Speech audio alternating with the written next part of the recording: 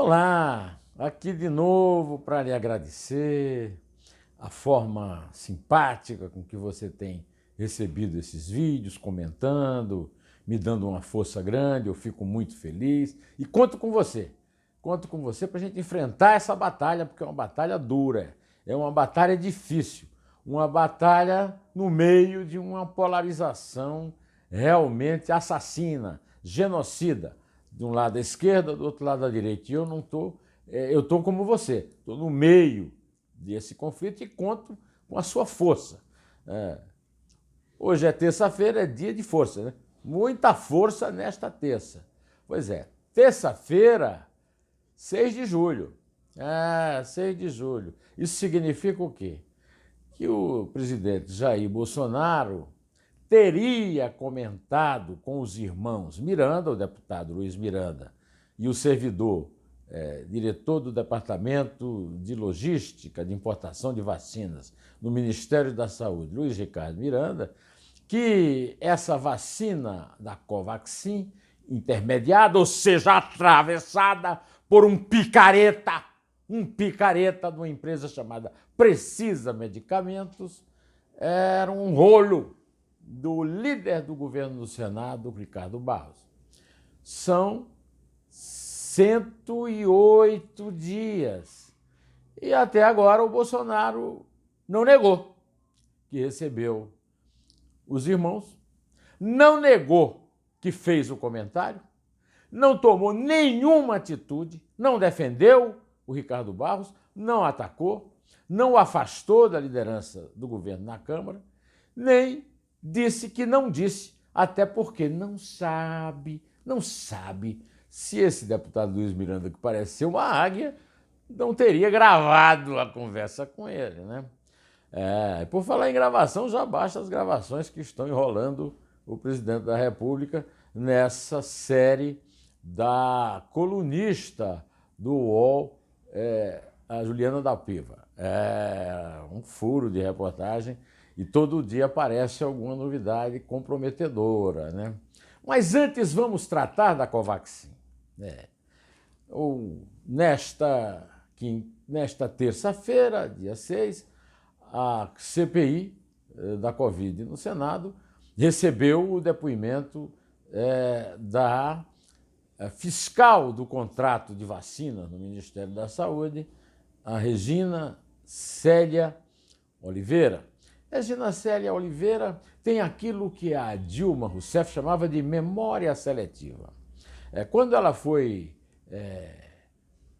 instada pelo relator Renan Calheiros a dizer como é que ela entrou no Ministério da Saúde, ela já disse logo, era o ministro José Serra. Como ela passou a ser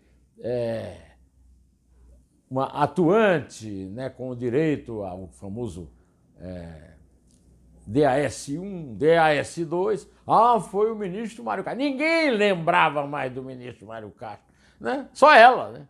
Agora, quem foi que a promoveu a fiscal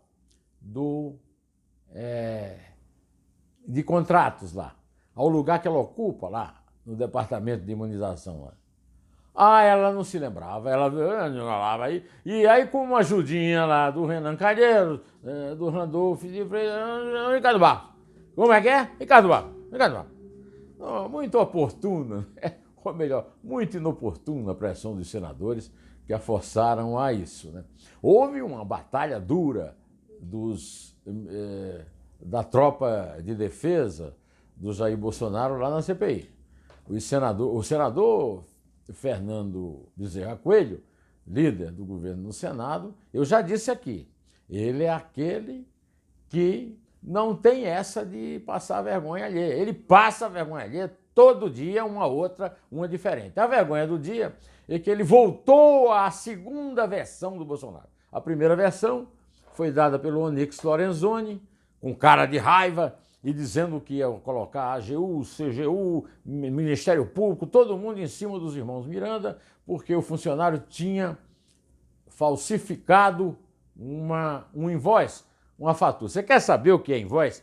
Quer saber o que é fatura? vai aqui no meu perfil, aqui no meu canal, e procura a entrevista que eu pus no ar sábado com o funcionário do Banco do Brasil por 31 anos, Luiz Geraldo Dolino. O Dolino conta o que é invoice, o que é empenho, conta, sobretudo, a picaretagem atrás dessa Covaxin, né? Pois é, aí logo depois o mesmo Fernando Bezerra Coelho, que nem chegou a endossar a versão do Onyx Lorenzoni, secretário-geral da presidência, que passou o maior vexame, porque disse que o funcionário tinha falsificado o invoice, mas o invoice foi descoberto na memória do próprio Ministério da Saúde. Agora, ele já voltou para dizer que o invoice, na verdade, foi uma invenção, foi uma obra do Luiz Ricardo Miranda, que era o diretor de logística, e aí voltou a abraçar a primeira versão do governo, né? Porque na segunda, depois da mancada, que aliás ninguém cobrou do Onyx já devia estar respondendo porque é que resolveu processar por ordem do Bolsonaro os dois denunciantes em vez de investigar a denúncia, mas agora que o Ministério Público Federal já foi instado a investigar a denúncia, a AGU e a CGU já estão investigando a denúncia também, ele já mudou, né? Mudou a sua capacidade de nos envergonhar, de ter vergonha alheia por isso. Mas o que ele fez passou despercebido diante das vergonhas alheias que passou a funcionar. Primeiro foi essa dificuldade de lembrar que foi o... Por quê? Por que ela teve dificuldade de lembrar que foi o Ricardo Barros que a promoveu, né? Para essa função que ela tem hoje, quando era ministra da Saúde do Temer. Não havia nenhum empecilho, ninguém apresentou nenhuma prova que ela era laranja dele, nada. Simplesmente tinha que ter dito, foi o Ricardo Barros, né? Mais vexame mesmo ela passou quando o competentíssimo policial e senador Alessandro Vieira a apertou sobre um e-mail que ela passou autorizando a compra das vacinas Covaxin, mesmo com a intermediária Precisa tendo avisada que não tinha capacidade de colocar 4 milhões de doses como garantido em maio, isso em maio, pensa bem, mais 3. E aí ela se agarrou em algumas firulas, mas o Alessandro foi insistente e leu várias vezes o e-mail dela, em que ela diz explicitamente, autorizo, e era um e-mail para a Precisa. E a Precisa, olha, a Precisa está enrolada, né? O Otto Alencar disse que a Precisa é um shopping center de intermediações, né? E ela ficou enrolada também porque perdeu a oportunidade dada pelo senador Rogério Carvalho, lá do PT de Sergipe, depois de fazer um lamentável discurso de defesa do Lula, como todos sabemos, não é também fluxo e cheiro em matéria de corrupção, né?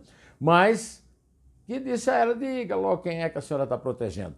Mas o Alessandro pegou ela de jeito, então esse depoimento é mais um que entra na conta negativa do governo e não adianta o esforço de Marcos Rogério, de Jorginho Melo, de Fernando Bezerra Coelho, etc. Né? A turma do Lava Privada lá do Palácio do Planalto, lá dentro do Senado. Né? Pois bem, só que hoje tem outras notícias importantes, não é só a CPI da Covid.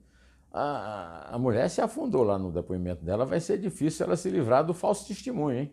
Porque o seu colega do Ministério da Saúde, o Luiz Ricardo Miranda, já está apontando várias falhas na versão que ela apontou, apesar da ajuda permanente do advogado. Mas hoje é o dia em que todo mundo está dando que, sim, o sucessor do decano do Supremo Tribunal Federal, atualmente o Marco Aurélio Mello, primo do Fernando Collor, vocês se lembram, que se aposenta dia 12 de julho. Vai ser substituído, segundo o Bolsonaro já disse a vários ministros, realmente pelo André Mendonça. existe um certo medo no Supremo. Mas o André Mendonça é o candidato do Gilmar Mendes, é o candidato do próprio decano Marco Aurélio Mello. E eu fico me perguntando se não é um absurdo. O Brasil é um país absurdo. Primeiro, não tem correição para o Supremo. O camarada pode fazer o que ele quiser no Supremo, que não tem quem o puna por isso, não tem quem o investiga. Agora, os caras estão decidindo apoiar ou não apoiar os seus sucessores. Que coisa ridícula! Né? O Marco Aurélio apoia tanto o André Mendonça quanto o Augusto Aras, que era a outra hipótese. Primeiro vamos ao André Mendonça. André Mendonça é um puxa-saco de Dias Toffoli. Fez carreira na Advocacia Geral da União, no tempo do PT, escrevendo loas a respeito do Lula, mentindo no jornal Folha de Londrina, onde escreveu um artigo dizendo que o Lula era o primeiro homem do povo que chegava à presidência. Juscelino era filho de uma professorinha, foi telegrafista antes de se formar em medicina e virar político e ser governador de Minas, prefeito de Belo Horizonte, governador de Minas e presidente da República, né? E puxava o saco do Lula, mas conheceu Bolsonaro, que também era fã do Lula e do Hugo Chávez, numa viagem que fizeram à Amazônia. Agora serve a dois senhores. Puxa 4 sacos, os 2 do Lula e os 2 do Bolsonaro, né? E aproveita ainda, puxa saco do Gilmar e puxa saco de todo mundo, e do André Mendonça, que agora o André Mendonça vai fazer o seu jogo duplo, se vindo ao mesmo tempo. O que é possível, eu já provei isso aqui para você. Quanto ao Augusto Aras, a gente vai ficar sem saber se foi punido porque, pressionado por Rosa Weber do Supremo, ele foi obrigado a mandar o anspeçada dele, Humberto Jacques, abrir uma investigação, muito embora Humberto Jacques já tenha dito no próprio documento que mandou ao Supremo, e imediatamente a Rosa Weber mandou abrir a investigação, né? Que, olha, apesar de nós termos convicção que não há culpa nenhuma, então, um documento estranhíssimo em que o camarada manda abrir a investigação e já declara, Ministério Público, hein, já declara que o sujeito é inocente, né? Pois bem, neste dia também saiu mais uma série de áudios da senhora Andréa Vale, irmã da segunda mulher de Jair Bolsonaro, na qual aparece a mulher de Fabrício Queiroz, dizendo que ele tinha medo de ser morto e tal, e que não teria mais a proteção do número 01, que é o Bolsonaro. O Bolsonaro não pode ser processado na presidência da República por atos cometidos na Câmara, ele deputado, mas fica claro para qualquer pessoa que entende do traçado que ele é o professor do Flávio, que ele colocou o Fabrício Queiroz na vida do Flávio, no gabinete do Flávio, e produziu tudo aquilo que o Ministério Público do Rio investigou e considera que foi praticado realmente peculato, extorsão de funcionário fantasma, crimes graves que não podem se perder pela simpatia de um apelidinho assim, com um diminutivo. Não é mensalão, não é petrolão, é rachadinha. Nada disso. É crime grave, é manipulação de recursos públicos, pelo qual o senhor Flávio Bolsonaro é acusado no tempo de deputado estadual na Alerj, no Rio de Janeiro, mas também processado por corrupção passiva, lavagem de dinheiro e organização criminosa. Não são poucos crimes, não. Mas vou ficando por aqui, direto ao assunto. Em pé. E só a verdade salvará as nossas vidas.